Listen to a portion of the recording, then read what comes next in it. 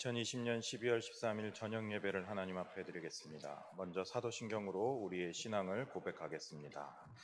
전능하사 천지를 만드신 하나님 아버지를 내가 믿사오며 그 외아들 우리 주 예수 그리스도를 믿사오니 이는 성령으로 잉태하사 동정녀 마리아에게 나시고 본디오 빌라도에게 고난을 받으사 십자가에 못 박혀 죽으시고 장사한 지 사흘 만에 죽은 자 가운데서 다시 살아나시며 하늘에 오르사 전능하신 하나님 우편에 앉아 계시다가 저리로서 산자와 죽은 자를 심판하러 오시리라. 성령을 믿사오며 거룩한 공회와 성도가 서로 교통하는 것과 죄를 사하여 주시는 것과 몸이 다시 사는 것과 영원히 사는 것을 믿사옵나이다. 아멘.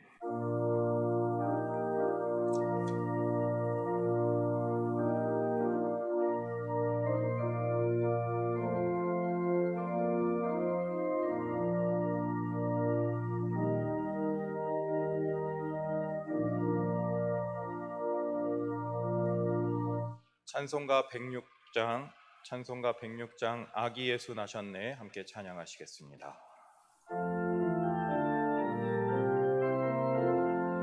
아기 예수 나셨네 피리 불고 소고치며 주를 찬양하여라. 아기 예수 나셨네 예언자가 말했네 구주 예수 나신다고 세세토록 영원히 아기 예수 찬양해. 아기 예수 나셨네 피리 불고 소고치며 주를 찬양하여라. 아기 예수 나셨네 아기 예수 나셨네 피리 불고 소고치며 주를 찬양하여라. 아기 예수 나셨네 사랑스런 예수님 완전하고 순한 주 흠이 없고 순결한 자비로운 구세주 아기 예수 나셨네 피리 불고 소고치며 주를 찬양하여라. 아기 예수 나셨네 아기 예수 나셨네 피리 불고 소고치며 주를 찬양하여라. 아기 예수 나셨네 만왕의 왕 예수님 이 세상에 오시었네. 아기 예수 우리 주 하늘 평화 주시네. 아기 예수 나셨네 피리 불고 소고치며 주를 찬양하여라. 아기 예수 나셨네. 함께 기도하시겠습니다. 은혜가 많고 충만하신 사랑의 주 하나님 아버지, 이 시간 복된 주일을 마무리하면서 하나님 앞에 예배할 수 있도록 인도하여 주신 것 참으로 감사를 드립니다. 아버지, 우리가 이 시간 드리는 예배를 하나님께서 기쁘게 받아 주시옵소서. 비록 얼굴과 얼굴을 대면하여 예배드리지 못하지만 우리가 있는 처소에서 우리의 온 마음을 다해 하나님을 찬양하고 예배하는 이 예배를 주님께서 흠양하여 주시옵소서. 처해 있는 곳이 어떠하든지 간에 우리가 하나님 앞에 간절히 기도하고 찬양하고 예배하오니 하나님 그 마음을 주님께서 기쁘게 받아주시고 교회 문이 열려 다시금 주님 앞에 나와 예배 드릴 때에는 주님을 맞이할 수 있는 기쁨으로 우리의 삶이 충만하게 인도하여 주시옵소서. 주님, 우리는 예수 그리스도께서 이 땅에 다시 오실 것을 기대하는 마음으로 대림절의 주간을 보내고 있습니다. 우리의 삶의 형편이 어떠하든지 간에 우리의 기쁨 되시고 우리의 구원 되시고 우리의 생명 되시기 오시기 위해 이 땅에 오신 주님을 기대하면서 우리가 이 대림절 기간을 뜻깊게 보낼 수 있도록 주님 역사하여 주시옵소서. 코로나로 인해서 많은 사람의 삶이 피폐해지고 연말연시를 보내면서 우리의 마음이 분주할 때 우리는 더욱더 하나님을 바라보게 하시고 주님께 집중하여서 이 험악한 시기를 잘 보낼 수 있도록 주님께서 함께하여 주시옵소서. 이제 말씀을 들으려고 합니다. 하나님께서 들려주시는 말씀을 듣고 우리의 삶의 기초를 삼아 하나님의 뜻대로 살아갈 수 있는 하나님의 백성 되게 인도하여 주시옵소서. 이 모든 말씀 우리를 구원하신 예수님의 이름으로 기도하옵나이다. 아멘.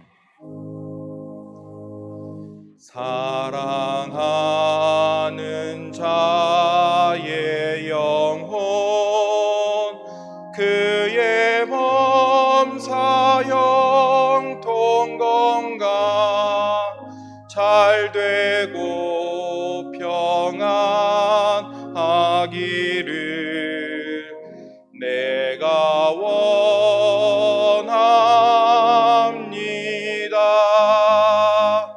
아멘.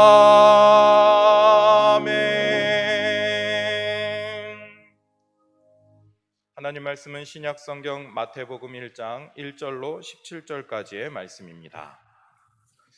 마태복음 1장 1절로 17절까지의 말씀을 받들어 읽겠습니다. 아브라함과 다윗의 자손 예수 그리스도의 계보라. 아브라함이 이삭을 낳고 이삭은 야곱을 낳고 야곱은 유다와 그의 형제들을 낳고 유다는 다말에게서 베레스와 세라를 낳고 베레스는 헤스론을 낳고 헤스론은 람을 낳고 람은 아미나답을 낳고 아미나답은 나손을 낳고 나손은 살몬을 낳고 살몬은 라합에게서 보아스를 낳고 보아스는 루색에서 오벳을 낳고 오벳은 이새를 낳고 이새는 다윗 왕을 낳으니라. 다윗은 우리아의 아내에게서 솔로몬을 낳고 솔로몬은 르호보암을 낳고 르호보암은 아비야를 낳고 아비야는 아사를 낳고 아사는 여호사밧을 낳고 여호사밧은 요람을 낳고 요람은 우시야를 낳고 우시야는 요담을 낳고 요담은 아하스를 낳고 아하스는 히스기야를 낳고 히스기야는 므낫세를 낳고 므낫세는 아몬을 낳고 아몬은 요시야를 낳고 바벨론으로 사로잡혀 갈 때에 요시야는 여고냐와 그의 형제들을 낳으니라. 바벨론으로 사로잡혀 간 후에 여고냐는 스알디엘을 낳고 스알디엘은 수룹바벨을 낳고 수룹바벨은 아비웃을 낳고 아비웃은 엘리야김을 낳고 엘리야김은 아소르를 낳고 아소르는 사독을 낳고 사독은 아킴을 낳고 아킴은 엘리웃을 낳고 엘리웃은 엘르아사를 낳고 엘르아살은 mat단을 낳고 mat단은 야곱을 낳고 야곱은 마리아의 남편 요셉을 낳았으니 마리아에게서 그리스도라 칭하는 예수가 나시니라.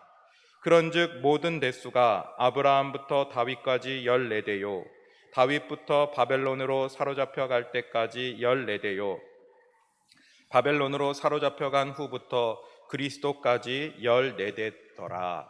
아멘. 하나님께서 이 말씀을 통해 우리에게 은혜 주시기를 원합니다.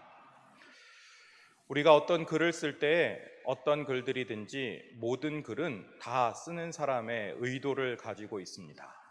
편지를 쓸 때만 해도 우리가 편지를 보내는 사람에게 하고 싶은 말, 내가 꼭 전해야 할 말을 쓰기 마련입니다. 그렇다면 성경은 어떻습니까? 성경도 마찬가지로 쓰고자 하는 의도가 있습니다. 우리가 오늘 마태복음의 말씀을 읽었는데 이 마태복음 역시 하나님께서 우리에게 마태를 통하여 들려주시고 싶은 말씀이 있기 때문에 우리에게 쓰여진 것입니다.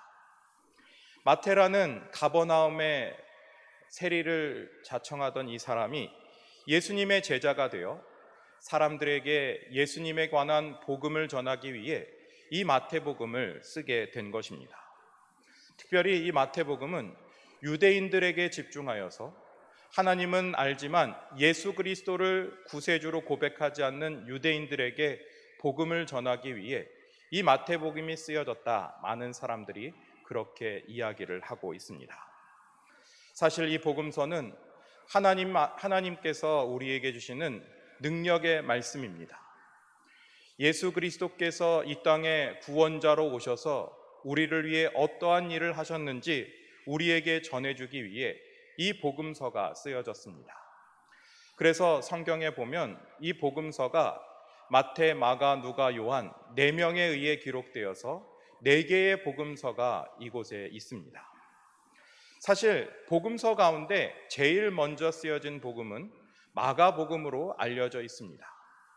사실 우리가 성경을 보면서 쓰여진 순서대로 성경이 기록됐다면 참 좋겠지만 성경은 그렇게 되어 있지 않고 마태복음을 유달리 앞에 놓고 있습니다. 왜 그렇습니까? 하나님께서 복음을 전하기로 작정하셨던 유대인들에게 이 마태복음을 통해서 하나님이 하시고자 하는 그런 뜻이 있었기 때문입니다. 그리고 유대인들이 잘 알고 있는 구약 성경을 가장 많이 인용했기 때문에 이 마태복음은 유대인들과 친숙한 복음이 될 수 있습니다. 그리고 이 마태복음의 시작을 보면 구약의 첫 성경인 창세기와 많이 닮아 있는 것을 우리는 알게 됩니다. 우리가 잘 아는 것처럼 성경의 제일 처음이고 구약의 처음을 나타내고 있는 이 창세기의 말씀은 여러 가지 족보로 기록된 것을 알 수가 있습니다. 크게는 10개의 족보가 기록되어 있습니다. 제일 먼저 나타나는 천지창조에 대한 이야기를 할 때 하나님께서 이 세상 모든 만물을 창조하시는 천지창조를 다 마치고 나서 그것이 끝나는 창세기 2장 4절에 보면 이것이 천지의 내력이다 이렇게 되어 있는데, 내력이다 라고 말하는 이 내력이 우리말로 옮기면 족보에 해당되는 것입니다. 그리고 그 뒤에 아담에 대한 족보, 아브라함을 비롯한 여러 족장들에 대한 족보가 나오면서 중요한 하나님의 족보가 창세기를 가득 채우고 있습니다. 그래서인지 마태복음도 제일 먼저 족보가 나옵니다. 우리가 읽은 것처럼 오늘 마태복음 1장 1절에 보면 아브라함과 다윗의 자손 예수 그리스도의 계보다 이렇게 성경이 시작되는데, 계보에 해당되는 말이 바로 족보인 것입니다. 아브라함과 다윗의 자손 예수 그리스도의 족보, 이것이 왜 신약 성경을 시작하는 제일 처음에 나오는 말씀이 됩니까?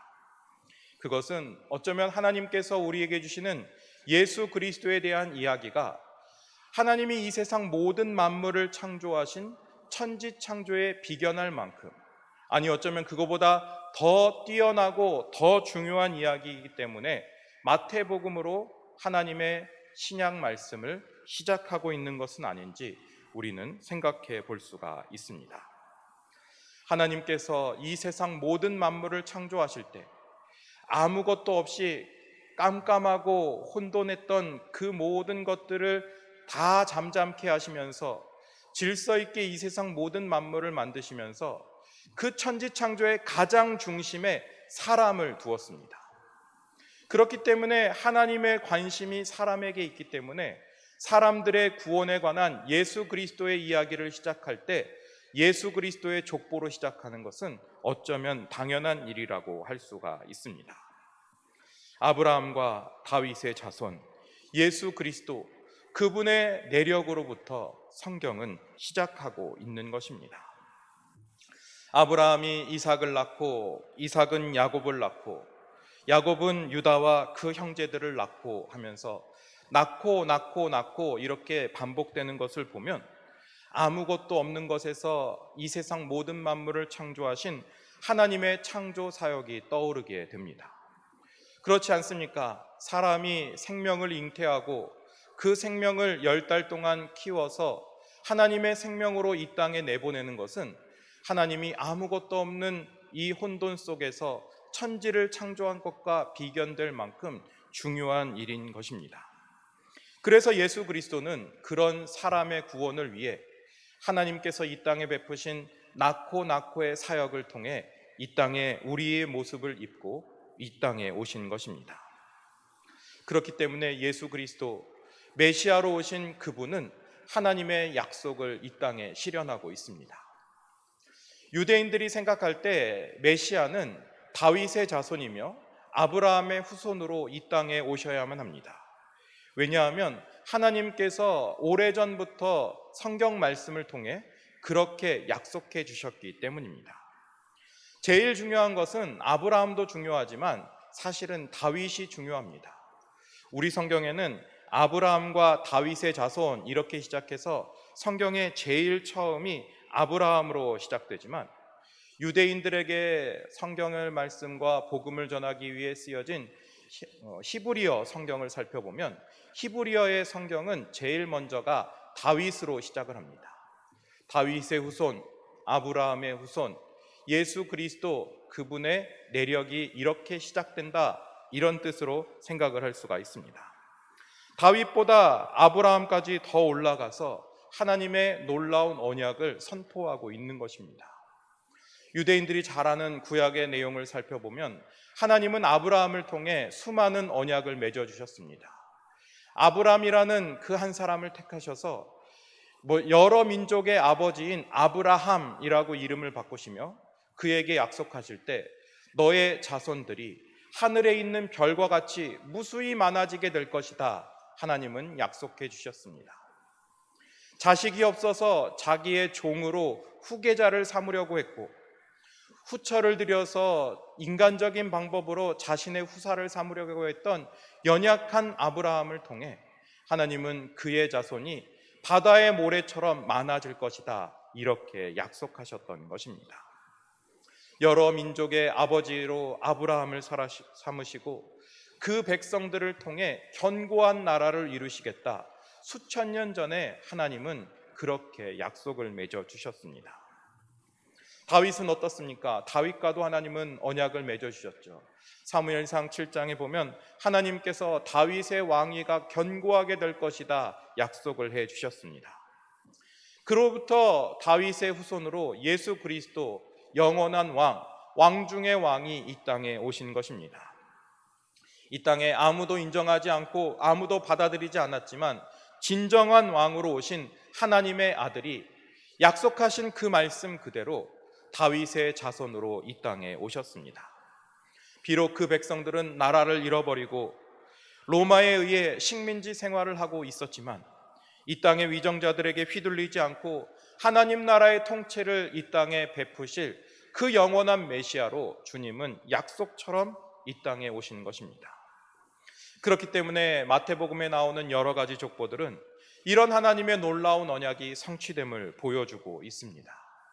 수천 년의 시간이 흘러 사람들은 그 약속을 잊고 그 약속을 외면하고 그 약속이 눈에 보여도 받아들이지 못했지만 신실하시고 잊지 않으시는 우리 하나님께서는 하나님의 놀라운 언약을 기억하시고 그 약속을 이루고 계시는 신실하신 하나님이십니다. 사랑하는 여러분, 이 하나님이 우리의 아버지가 되어 주심을 믿으시기 바랍니다. 주님은 지금도 우리에게 놀랍도록 신실한 마음으로 우리에게 약속하신 그 약속을 지키고 계십니다. 우리와 함께 하시겠다고 하신 임마누엘의 하나님의 그 약속을 잊지 마시기 바랍니다. 영원히 우리와 함께 하시고 우리와 동행하시면서 우리에게 놀랍도록 크신 은혜를 부어주시겠다 약속하신 하나님의 약속이 우리와 있음을 잊지 마시기 바랍니다. 어떠한 고난 속에 있더라도 어떠한 역경을 지내고 있다 하더라도 의로우신 하나님, 약속을 지키시는 하나님이 우리의 아버지가 되어주실 줄로 믿는 것입니다. 오늘 우리가 읽은 이 예수 그리스도의 족보를 보면 한 가지 특이한 점이 있습니다. 그것은 바로 족보에 많은 사람들의 이름 가운데 여인들의 이름이 보인다는 것입니다. 사실 요즘에는 다르지만 예전에는 여성들이 사람 취급을 받지 못하던 시대가 있었습니다. 우리나라만 해도 족보에는 여자들의 이름이 올라가지 않았습니다. 불과 100년 전만 해도 여인들은 남자들에게 종속되는 삶을 살았습니다. 여인들의 그런 능력과 여인들의 권리가 많이 신장된 것을 여성들에게 참정권이 언제 주어졌나 이것을 보면 알 수 있다고 합니다. 가장 먼저 여성들에게 참정권, 그러니까 투표를 할 수 있고 그런 권리를 쥐어준 나라가 영국이라고 하는데, 영국은 불과 1890년에야 여성들에게 참정권이 주어졌습니다. 자유를 위해 혁명까지도 불사했던 프랑스에서는 고작 1946년에야 여성들에게 참정권이 쥐어졌습니다. 여러분, 중동에 있는 여러 나라들은 어떻습니까? 쿠웨이트 같은 나라는 2005년에야 겨우 여자들이 투표를 할 수 있는 권리가 생겼습니다. 지금도 이란이나 사우디아라비아처럼 이슬람을 신봉하는 나라들에는 여성들이 남성 없이는 외출도 할 수 없고 운전도 할 수 없습니다. 그래서 하다못해 어린아이, 갓난아이라도 자기의 아들을 앞세우고 여성들이 외출을 하는 모습을 우리는 볼 수가 있습니다. 이처럼 여성들의 권리가 제약받고 여성들이 사람처럼 인정받지 못하는 수천 년 전에, 아마 더하면 더했지 덜하지 않았을 것 같은 2000년 전에 유대 땅에 나오는 그런 말씀 가운데 특별히 메시아에 관한 계보를 이야기하면서 여성들의 이름이 언급된다는 것은 실로 놀랄만한 일이 아닐 수가 없습니다. 충격 그 자체라고 말할 수가 있는 것이죠. 그런데 우리가 더 놀라운 사실은 여기에 기록된 여성들의 이름이 참 다양하다는 것입니다. 여기에 나오는 여성들은 모두 5명입니다. 순서대로 살펴보면 다말, 라합, 룻, 그리고 밧세바, 마리아, 이렇게 5명의 여인이 등장을 합니다. 그런데 이 여인들의 면면을 살펴보면 우리는 참 충격을 받지 않을 수가 없습니다. 제일 먼저 나오는 다말은 어떻습니까? 유다에게서 베레스와 세라를 낳았다, 성경은 이렇게 기록하는데, 유다와 다말의 관계에 대해서 여러분들은 잘 알고 계십니까? 이거는 우리나라 아침 드라마, 막장 드라마에도 나오지 않을 그런 불륜의 소재입니다. 제 친구 중에 방송 작가를 하는 친구가 있는데, 그 친구가 아침 드라마를 집필하면서 우리나라에 나오는 불륜들을 다 조사해 봤는데 한 가지 불륜 빼놓고는 다 나온다고 합니다. 심지어는 형부가 처제하고 바람이 나기도 하고 그런 이야기들도 드라마에 나오는데, 불문율처럼 깨지지 않는 게 바로 시아버지와 며느리의 불륜이라고 합니다. 그런데 이런 아침 드라마에도 나오지 않는 그런 불륜의 이야기가 성경에 버젓이 등장하고 있는 겁니다. 그것도 예수 그리스도 메시아의 족보에 그 이름을 당당히 올리고 있는 것입니다. 라합은 어떻습니까? 라합은 살몬에게 보아스를 낳았다 이야기하고 있는데, 이 라합이 등장하는 여호수아를 보면 라합은 여리고 성에 살던 기생이라고 이렇게 이야기합니다. 이방 여인이죠. 그리고 마리조와 기생이지 술 팔고 몸 파는 그런 천한 여인이었습니다. 그런데 이런 여인의 이름도 성경에, 그것도 예수 그리스도의 그 뛰어난 계보에 이름을 올리고 있습니다. 다음에 나오는 룻은 어떻습니까? 우리가 잘 아는 것처럼 그는 모압 여인입니다. 신명기 23장에 보면 모압과 암몬의 족속들은 이스라엘 총회에 들어올 수 없다, 하나님이 이렇게 말씀하십니다. 그 자손들은 10대가 지나더라도 하나님의 총회, 거룩한 백성의 모임에 결코 들 수 없다, 이렇게 이야기합니다. 유대인들은 이방인들을 개처럼 취급하고 상종하지도 않았던 그런 모압의 여인이 예수 그리스도의 그 뛰어난 족보에 이름을 올리고 있습니다.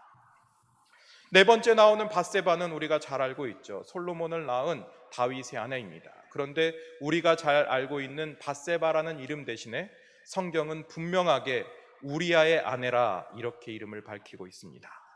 밧세바라고 기록도 안 하고 우리아의 아내 이렇게 이야기합니다. 다윗이 음욕을 품어 충신이었던 우리아를 죽음으로 내몰고 취한 그 여인의 이름을 우리아의 아내라 이렇게 대신하고 있는 것입니다. 솔로몬을 낳았지만, 그래서 그에게서 뛰어난 왕들이 대를 이어 태어나게 되었지만, 그 여인이 자신의 아내가 아니라 남의 아내를 빼앗아 취한 것임을 만천하에 드러내고 있는 것입니다. 어떻습니까, 여러분? 여기까지 봐도 제대로 된 사람이 하나도 없지 않습니까? 시아버지와 불륜을 저지르고 이방 여인이고 몸을 파는 기생에다가 음욕을 품어 남에게서 빼앗은 그런 사람들의 이름들이 예수 그리스도 그 고결하신 족보에 등장하고 있는 것입니다.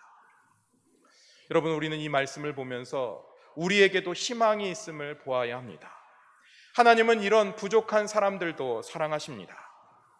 볼품없고 남이 꺼리는 그런 사람들도 예수 그리스도의 족보에 올라갔던 것처럼 우리도 하나님께서 사용하시면 큰 능력을 나타내고 거룩한 은혜를 입게 될 줄로 믿는 것입니다. 주님께서 쓰시겠다 하면 우리는 하나님의 거룩한 그 성경 말씀에 이름을 올리게 되고 하나님의 놀라운 사역에 우리가 사용되는 것입니다. 내가 있는 자리, 내가 처해 있는 곳이 어떻다 할지라도 주께서 쓰시겠다 하면 능력이 될 줄로 믿습니다. 그렇다면 우리가 해야 할 일은 무엇입니까? 하나님께서 우리를 언제든지 들어 쓰실 수 있도록 우리는 깨끗한 그릇으로 준비가 되어야만 합니다. 커다란 집에 금그릇과 은그릇, 나무그릇, 질그릇이 동시에 있어도 하나님께서 쓰시기에 깨끗한 그릇만이 쓰임을 받는 것처럼 주님께서 언제든지 쓰실 수 있는 깨끗한 그릇으로 준비될 수 있는 여러분들 모두가 되시길 바랍니다. 여기에 보면 다윗과 솔로몬, 히스기야, 요시야 같은 훌륭한 왕들도 있지만 므낫세 같은 악한 왕들도 있는 것을 보게 됩니다. 다 기록되었습니다. 선한 사람이든 악한 사람이든 훌륭한 왕이든 악한 왕이든 하나님의 그 놀라운 통치에는 구별함 없이 다 쓰여지고 있는 것을 볼 수가 있습니다. 하나님께서 쓰시면 하나님의 역사에 큰 역할을 감당하게 됩니다. 여성이나 남성이나 이방인이나 유대인이나 선한 사람이나 악한 사람이나 정의로운 사람이나 불의한 사람이나 세상적으로 볼 때 성공한 사람이나 실패한 사람이나 모두가 하나님의 섭리 안에 있는 것입니다. 그렇기 때문에 하나님께서 쓰시면 우리의 약함도 강함이 될 줄로 믿습니다. 우리의 부족한 것도 하나님이 채우시면 능력이 될 줄로 믿는 것입니다. 하나님의 은혜를 구하면서 그 간절한 능력을 기대할 수 있는 저와 여러분이 되시길 바랍니다. 앞서도 말씀드린 것처럼 우리말 성경은 아브라함과 다윗의 자손 예수 그리스도의 계보다 이렇게 성경이 시작됩니다. 그렇지만 히브리어 성경은 다윗으로 시작한다고 말씀을 드렸죠. 왜 다윗이 가장 먼저 등장하는가? 다윗의 이름을 보면 우리가 알 수가 있습니다. 다윗을 히브리어로 쓰면 세 글자로 쓸 수가 있습니다. 달렛, 와우, 달렛 이렇게 쓸 수가 있는 것이죠. 이거는 히브리어 글자 가운데 네 번째 글자인 달렛, 여섯 번째 글자인 와우, 그리고 네 번째 글자인 달렛을 겹쳐서 쓰는 겁니다. 히브리어는 글자마다 뜻하는 숫자가 따로 정해져 있습니다. 따로 숫자를 나타내는 글자가 없기 때문에 네 번째 글자인 달렛은 4를 나타내는 것이고 여섯 번째 글자인 와우는 6을 나타내는 것이죠. 그러니까 아까 말씀드렸던 다윗은 달렛, 와우, 달렛이기 때문에 그 숫자를 나타내면 4, 6, 4 이것을 합하면 14가 되는 것입니다. 그래서 17절에 나오는 말씀처럼 14대 아브라함부터 다윗까지가 14대고 다윗부터 바벨론에 끌려갈 때까지가 14대고 바벨론 포로에서부터 그리스도까지가 14대라는 말이 다윗으로 시작하는 마태복음에서 중요한 역할을 하게 된다는 것이죠. 14는 어떤 숫자입니까? 이스라엘 백성들이 완벽하다고 생각하는 7을 거듭한 숫자가 바로 14입니다. 그러니까 이것만 봐도 하나님께서 이 땅에 보내신 예수 그리스도의 그 족보가 얼마나 완벽하고 완전한지를 우리에게 보여주는 것이죠. 이렇게 제가 설교를 끝내면 참 은혜로울 텐데 여기서 한 가지 충격적인 사실을 말씀드리면 여기에 나오는 이 족보가 잘못된 족보라는 겁니다. 사실만 놓고 보면 이 족보는 잘못되었습니다. 뭐가 잘못됐냐? 여기 보면은 8절에 보면은 요람이 우시야를 낳았다 이렇게 되어 있는데, 우리가 담임 목사님과 수요일마다 공부했던 그 열왕기를 보면 이 요람 다음에 우시야 사이에는 세 명의 왕들이 더 있는 것을 볼 수가 있습니다. 아하시아가 빠졌고요, 요아, 아마샤, 이렇게 세 사람이 빠져 있습니다. 그런데 마태는 이걸 모르고 이 말씀을 썼을까요? 아마 모르긴 몰라도 잘 아는데 일부러 십사를 맞추기 위해 뺀 것은 아닐까 우리가 생각해 볼 수 있습니다. 또 한 군데 잘못된 때가 있죠. 이 뒤에 보면 바벨론 포로에서부터 그리스도 때까지 14대다 이렇게 되어 있는데, 사람 이름을 가만히 헤아려 보면 13명밖에 없습니다. 한 명은 어디 간 거죠? 교묘하게 여기에 보면 요셉을 마리아의 남편이다 이렇게 이야기하면서 요셉을 두 번 언급하면서 이 사람의 숫자를 14명으로 맞추는 것을 볼 수가 있습니다. 우리 눈에 이렇게 살펴봐도 금방 알 수 있는 오류들을 왜 성경에서는 일부러 이렇게 기록하면서 14라는 숫자에 집착하는 것일까요? 유대인들은 하나님께서 천지를 창조하신 7일을 생각하면서 7을 완전한 숫자라고 이야기합니다. 그래서 유대인들이 이해하는 관점으로 보면 7이라는 숫자를 거듭한 14는 완전하고 완전하다, 완벽하고 완벽하다 이렇게 말할 수가 있는 것입니다. 이 14라는 숫자를 3번 곱하니까 42가 됩니다.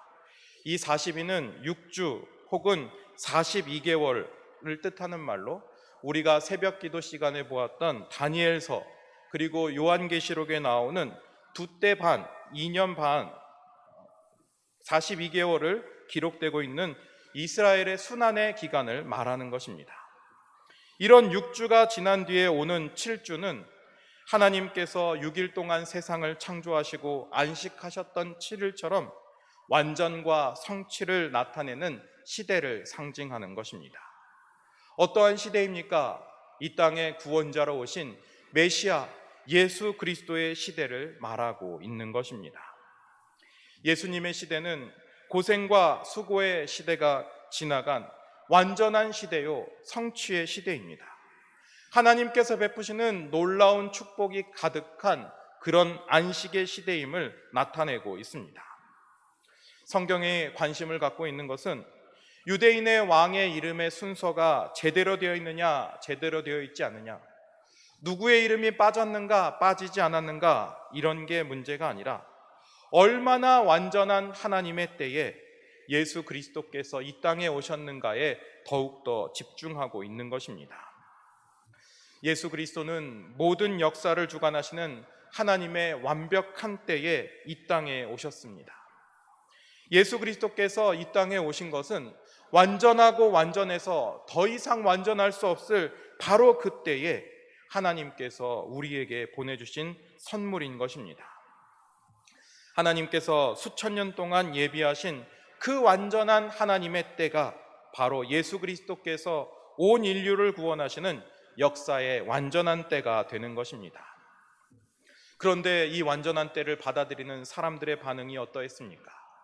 이 이야기 뒤에 나오는 요셉의 이야기를 보면 마태복음 1장 19절에 요셉은 그를 드러내지 아니하고 가만히 끊고자 했다, 성경은 이렇게 이야기합니다. 완전하고 완전해서 더없이 완전한 바로 그 순간에 이 땅에 오신 예수 그리스도를 그 아버지라고 하는 요셉은 가만히 끊고자 했습니다. 어머니 마리아라고 달랐을까요? 이 마리아에 대한 이야기를 기록한 누가복음 1장을 보면 마리아는 그 소식을 알려준 천사를 만났을 때 무서워 떨었다고 성경은 이야기합니다. 동방박사의 방문을 받은 예루살렘과 헤롯 그리고 그의 신하들은 소란을 떨고 심히 두려워하면서 심지어는 예수를 죽이려고 했습니다. 하나님께서 계획하신 완전하고 완전한 그 때를 인간의 시간이 받아들이지 못한 것입니다. 하나님께서 아무리 준비하시고 아무리 계획하시고 아무리 완전하다 완전하다 이렇게 이야기할지라도 우리 연약한 인간이 우리들의 이성과 사고로 받아들이지 못한다면 그것은 하나님의 시간이 아닐 것입니다. 우리가 이해하지 못하고 받아들이지 못한다고 해도 하나님의 시간은 완전하고 완전해서 더 이상 완전할 수 없는 그런 시간이 됩니다. 우리 인생에서 이해할 수 없고 받아들이기 어려운 시간이 오히려 하나님께서 계획하신 하나님의 때가 될 줄로 믿는 것입니다. 만약 예수 그리스도께서 같은 상황에서 2000년 전 팔레스타인 지방이 아니라 2020년을 사는 오늘날 우리나라에서 태어났다고 생각을 해보십시오. 태어나는 그 순간에 어쩌면 코로나 바이러스로 인해서 괴로움을 겪을지도 모릅니다. 마리아와 같은 그런 나이의 10대 소녀가 어느 날 자기 부모님에게 천사가 나타나서 나에게 세상을 구원한 메시아를 임신했다 이렇게 이야기하면, 남자도 없이 성령으로 잉태됐다 이렇게 말한다면 아마 그 부모는 아이를 정신병원에 보낼지도 모릅니다. 만약 아이를 임신한 사실을 알았다 해도 그 남편도 없이 아이를 어떻게 키울 것이냐, 낙태를 시킬지도 모르겠습니다. 그리고 부모는 모두를 위해 참으로 올바른 결정을 내렸다 스스로를 위로할지도 모릅니다. 이렇게 생각해 보면 우리가 생각할 때 2020년 이 땅에 예수님이 태어난 것이 아니라 2000년 전 팔레스타인 지방에서 태어나신 것이 다행스러운 일이 아닐 수가 없습니다. 사랑하는 여러분, 예수 그리스도께서 완벽한 하나님의 때에 우리를 구원하시기 위해 이 땅에 오셨다는 것을 믿으시기 바랍니다. 예수 그리스도를 믿는다고 하면서도 예수 그리스도께서 하나님께서 예비하신 완전한 때에 오신 것을 믿지 못하는 분들이 있습니다. 예수 그리스도를 믿는다는 것은 그저 성경, 특별히 신약 성경, 거기에서도 복음서에 쓰여 있는 예수님을 알고 믿는다는 것을 뛰어넘는 일입니다. 신약 성경에만 있는 예수 그리스도만 알고 믿는 것이 아니라 창조 때부터 계획하시고 함께 하신 예수 그리스도를 알고 믿는 것이며, 구약 전체에 살아계신 예수 그리스도, 하나님께서 수천 년 전에 약속하신 예수 그리스도를 알고 믿는 것입니다. 더 나아가서는 온 세계와 역사, 심지어는 시간까지도 주관하시는 예수 그리스도를 알고 믿는 것입니다. 우리에게는 이런 완전한 믿음이 있어야 합니다. 완전한 믿음이 있을 때 내 인생의 불명예스러운 시간이나 피하고 싶은 시간이 하나님의 방법과 하나님의 시간으로 해석되면서 완전한 하나님의 때, 완전한 하나님의 복음이 우리 마음속에 자리 잡게 되는 것입니다. 여러분, 하나님께서는 우리를 위해 완전한 하나님의 때를 준비해 두셨습니다. 하지만 우리의 믿음이 부족해서 우리가 그것을 믿지 못하고 받아들이지 못한다면 이 하나님의 때는 우리와는 관계없는 그런 시간으로 흘러가게 될 것입니다. 언제까지 믿지 못하고 언제까지 내 생각과 내 판단으로 하나님의 때를 거부하겠습니까? 이제 우리는 하나님의 때를 받아들이고 믿어야만 합니다. 얼마 남지 않은 2020년의 시간을 돌아보시기 바랍니다. 어떤 사람들은 2020년이 없어졌다 이야기를 하지만 이런 괴로운 시간도, 우리가 볼 때에는 없어질 것 같은 이런 시간도 하나님께서 계획하신 완전한 하나님의 때인 줄 믿으시기 바랍니다. 지금은 비록 힘들고 괴로운 시간이라 할지라도 이 2020년을 하나님께서 우리를 위해 예비하신 완벽한 때를 따라 사실 수 있는 은혜가 여러분들에게 있기를 원합니다. 믿음의 눈을 들고 보시기 바랍니다. 유난히 힘들고 유난히 어려웠던 이 시간도 하나님께서 준비하셨습니다. 그 시간 우리를 위해 예비하신 완벽한 하나님의 때입니다. 믿음의 눈을 들고 하나님의 시간을 바라보시기 바랍니다. 완벽한 믿음을 가지고 보면 지금 우리가 보내는 이 시간, 우리를 위해 예비하시고 우리를 위해 오신 하나님의 시간입니다. 그런 예수 그리스도의 다시 오심을 기다리면서 대림절의 시간을 보낼 수 있는 여러분들 모두가 되시길 바랍니다. 함께 기도하겠습니다. 은혜가 많고 풍성하신 사랑의 주님, 참으로 감사합니다. 하나님께서 계획하시고 하나님께서 예비하신 완벽한 때를 따라 우리가 이 세상을 살아가고 있음을 믿게 하여 주시옵소서. 우리의 부족한 것, 우리의 연약한 것, 우리가 보내는 괴로움과 고난, 역경, 환난의 모든 시간들 하나님께서 예비하신 시간인 줄 믿고 하나님의 완벽한 때에 우리를 구원하실 하나님의 놀라운 역사를 바라볼 수 있는 믿음의 권속들 되게 인도하여 주시옵소서. 그리하여서 우리가 보내는 이 시간을 통해 예수 그리스도의 다시 오심을 기대하는 그런 위대한 시간을 보낼 수 있도록 인도하여 주시고, 이 어려움과 고통을 이겨내고 하나님께서 베푸시는 구원의 역사를 맞이할 수 있는 믿음의 권속들 되게 인도하여 주시옵소서. 이 모든 말씀 우리를 구원하신 예수님의 이름으로 기도하옵나이다. 아멘.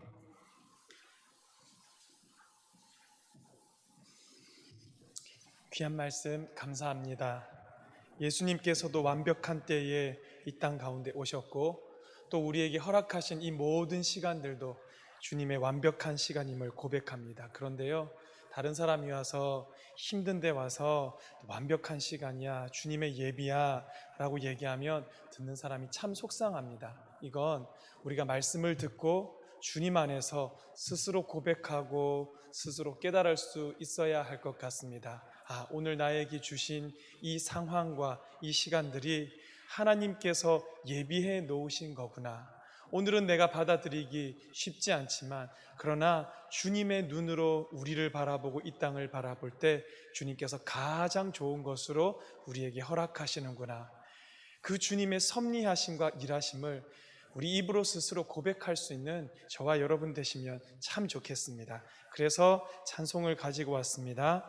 주님의 시간에 그의 뜻 이루어지리 기다려, 하루하루 살 동안 주님 인도하시니 주 뜻 이룰 때까지 기다려.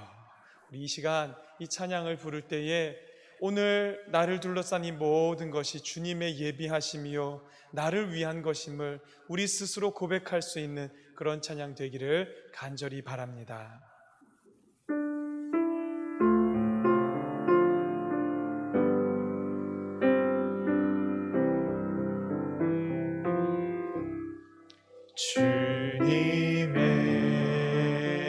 주님의 시간에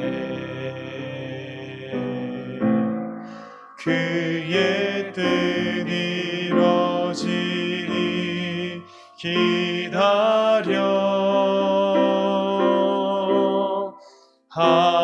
하루하루 살 동안 주님 인도하시니 주 뜻 이룰 때까지 기다려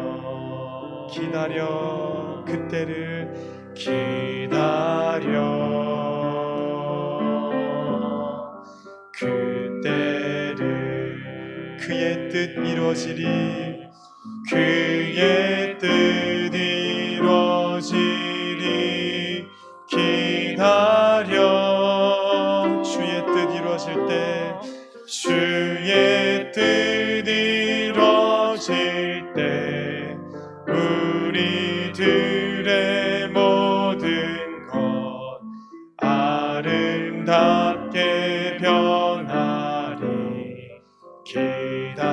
하루하루 살 동안 주님 인도하시니 하루하루 살 동안 주님 인도하시니 주 뜻 이룰 때까지 우리 한 번 더 주의 뜻 이루어질 때 우리들의 모든 것 주의 뜻 이루어질 때 우리들의 모든 것 아름답게 변하리 기다려. 계속해서 반주해 주시고 우리 시간 함께 기도하기를 원합니다. 주님, 오늘 이것이 주께서 나를 위하여 준비해 놓으신 참 기가 막힌 참 완벽한 우리를 위한 시간인 것을 고백하게 하여 주시옵소서.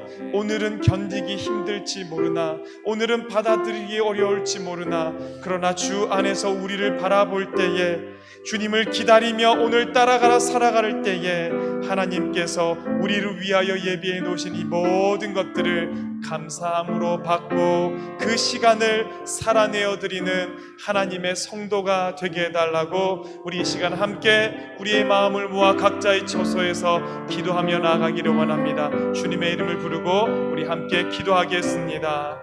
주여, 하나님 아버지, 오늘 우리 믿음의 눈을 떠서 하나님 아버지, 내가 오늘 살아가는 이 시간이 아버지께서 우리를 위하여 예배해 놓으신 이 순간이 하나님 아버지께서 내게 허락하신 모든 상황이, 여건이, 하나님 나를 둘러싼 이 모든 환경이 하나님 아버지께서 나를 위하여 예배해 놓으신 참으로 기가 막힌 우리 하나님 아버지의 사랑인 것을 고백하게 하여 주옵소서. 대림절의 때를 보내며 예수 그리스도를 깊이 생각합니다. 우리 하나님 아버지 오셔서 우리의 삶에 들어오셔서 우리의 삶을 홀로 두지 마시고 고아처럼 내버려 두지 마시고 하나님 아버지 이 삶으로 하나님 아버지의 시간이 되게 하여 주옵소서. 우리는 고백하기를 원합니다. 우리는 하나님 아버지 오늘도 일하심을 하나님 증거하기를 원합니다. 하나님 아버지 우리 성도 한 사람 한 사람의 삶의 자리를 주께서 지켜주시고 하나님 아버지 인도하여 주시옵소서. 날마다 주를 따라가는 우리 귀한 사람들이 살아가도록 우리 하나님 아버지 도와주옵소서. 하나님 아버지 감사합니다. 주님 안에서 믿음의 눈을 뜨면 오늘 내가 있는 자리가 하나님께서 얼마나 예비해 놓으신 자리인지, 오늘 주를 기다리는 이때가 우리에게 가장 귀한 시간인지 깨달아 알게 되기를 간절히 원합니다. 코로나의 때 참으로 힘든 2020년을 보내고 있는 우리 모든 성도들을 지금 이 순간 찾아가 주시어서 하나님 그 삶을 살아낼 수 있는 힘과 능력과 용기를 허락하여 주시옵소서. 고아와 같이 너희를 내버려 두지 않겠다 말씀하셨사오니 오늘 나의 아빠 아버지가 되어서 주와 함께 한 걸음 한 걸음 걸어가는 우리 모든 창동의 성도들이 되도록 주님 도와주시옵소서. 삶이 우리를 힘겹게 하여도, 우리를 둘러싼 모든 환경들이 우리를 옥죄다 하여도 주님으로 말미암아 능히 살아가는 주님의 성도 되기를 원하오니 이 순간 우리와 함께 하여 주시옵소서. 오늘도 주의 손잡고 날아오르기를 간절히 바라고 원하오며 예수 그리스도 이름으로 기도하옵나이다. 아멘. 교회 소식 몇 가지 전해드리겠습니다. 오늘 대림절 세 번째 주일입니다. 여러분 계속해서 대림절의 시간을 주님을 기다리며 주님을 맞이하는 준비를 하는 그런 시간들로 참 복되고 우리에게 축복이 되어지는 그런 시간으로 보내시기를 간절히 바랍니다. 사회적 거리두기 2.5단계, 그래서 모든 예배는 이와 같이 비대면으로 드리고 있습니다. 여러분 그러나 새벽 예배, 수요 성경 연구, 주일 낮, 주일 저녁 예배, 모든 예배들이 다 그 시간에 드려지고 있습니다. 여러분들 영상을 통해서 비대면이지만 하나님 안에서 거하시며 함께 예배하는 예배자로 세워지시기를 간절히 바랍니다.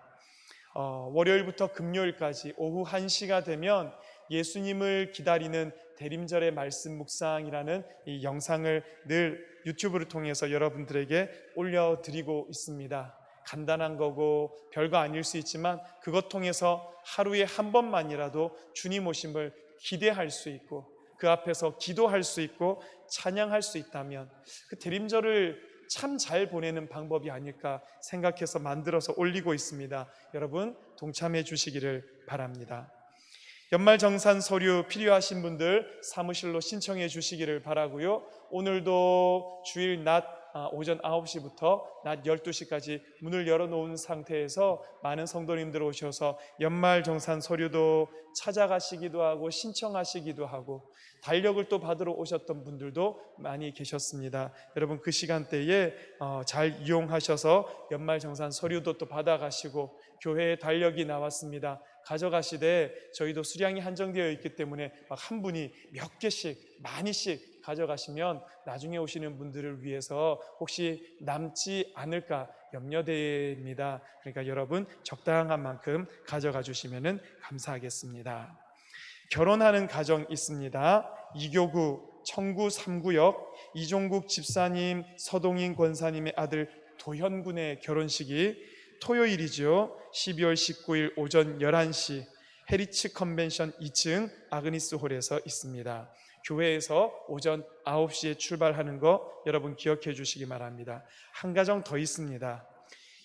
3교구 한양 9구역 이몽열 집사님, 김혜연 집사님의 아들 우재군의 결혼식이 주일입니다. 12월 20일 오전 11시 라마다 신도림 호텔 2층 그랜드 볼룸 홀에서 있는 것 여러분 기억하시고 많이 축복해 주시기를 바랍니다. 이제 기도하겠습니다. 지금은 우리 주 예수 그리스도의 크신 은혜와 하나님 아버지의 크고 놀라운 사랑과 성령의 감동, 감화, 역사, 교통하심이 오늘 가장 완벽한 때에 우리에게 오신 예수 그리스도를 기다리는 하루하루의 대림절을 살아가는 사랑하는 창동교회 성도들 머리 위에, 그들의 가정 위에, 이 나라 이 민족 위에 이제로부터 영원히 함께 하시기를 간절히 축원하옵나이다. 아멘.